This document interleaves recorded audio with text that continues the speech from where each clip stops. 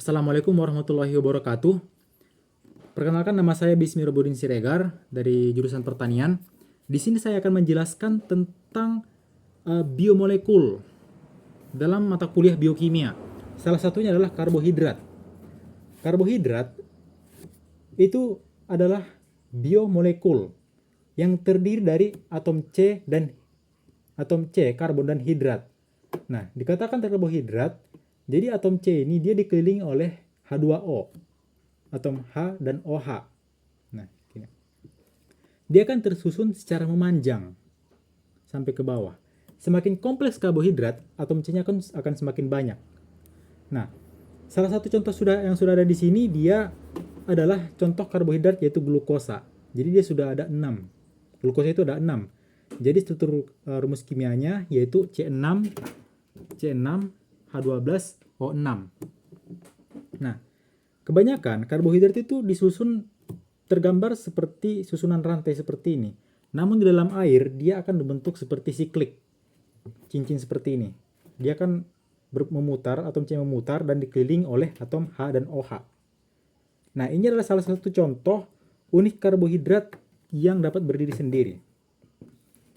Nah, dalam nama lain karbohidrat itu dalam bahasa Latin artinya sakarida, yang artinya gula.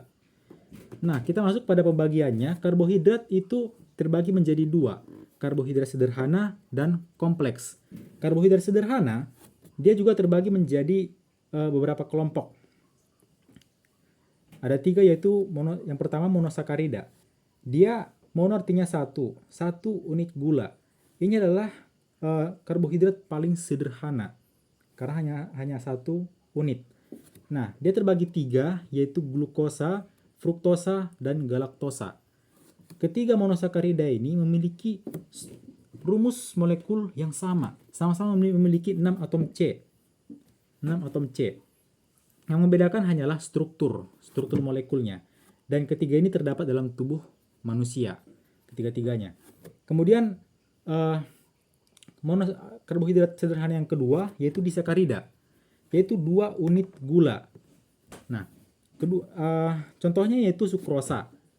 Yaitu sukrosa ini adalah gabungan dari glukosa dan fruktosa. Nah, jadi dia itu diikat oleh ikatan glikosida. Ikatan glikosida di tengah-tengah seperti ini.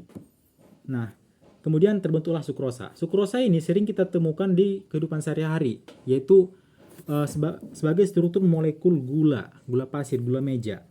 Kemudian disakarida yang kedua itu laktosa. Laktosa itu gabungan dari glukosa dan galaktosa. Nah, dia sering kita temukan di sebagai gula susu. Kemudian yang ketiga ada maltosa. Maltosa ini gabungan dari 2 unit monosakarida yaitu glukosa. Nah, maltosa ini sering kita temukan di olahan produk ya, seperti yogurt karena dia lebih kental dan sangat kental sih. Kemudian karbohidrat yang ketiga yaitu adalah oligosakarida. Nah, oligosakarida itu ada rafinosa, stakiosa, dan verbascosa. Nah, ketiga ini oligo artinya beberapa kan, sedikit. Nah, dia monomernya itu 3 sampai 10. Ini monomer 3, ini 4, ini 5. Ini sering kita temukan di permukaan membran sel. Dan juga kebanyakan ini sebagai makanan bakteri, prebiotik. Jadi prebiotik ini adalah makanan probiotik, ya, bakteri, dan tidak bisa dikonsumsi oleh manusia ketiga ini. Kemudian inilah 3 karbohidrat sederhana. Kemudian kita masuk ke karbohidrat kompleks yaitu polisakarida, yaitu gula banyak unit gula. Jadi dia itu lebih dari 10 monomernya, gugusnya. Tapi kenyataannya memang bahkan lebih banyak, 1000, 100 sampai ribuan. Nah, dalam fungsinya dia terbagi menjadi 2. penyimpanan energi, dan juga penyusunan struktur tubuh. Penyimpanan energi atau sebagai cadangan gula, dia yang pertama ada amilosa dan amilopektin. Yang kedua ini adalah pati ya.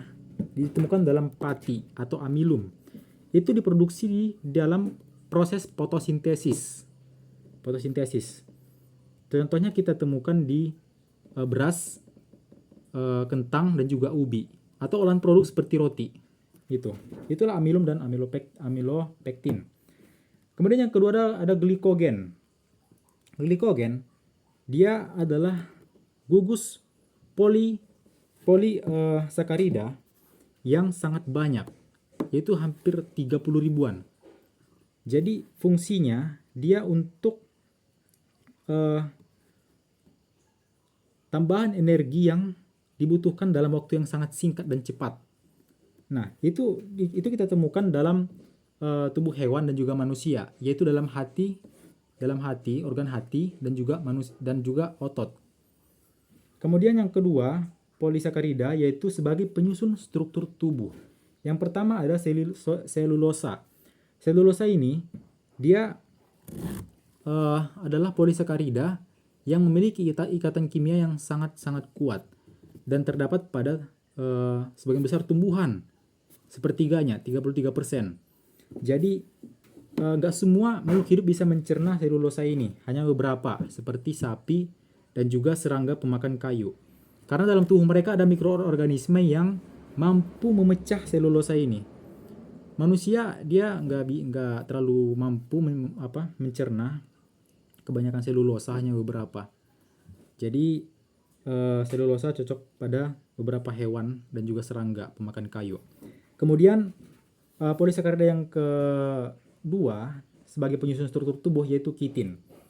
Kitin adalah polisakarida yang mengandung nitrogen. Nah, fungsinya sebagai penyusun kerangka luar serangga.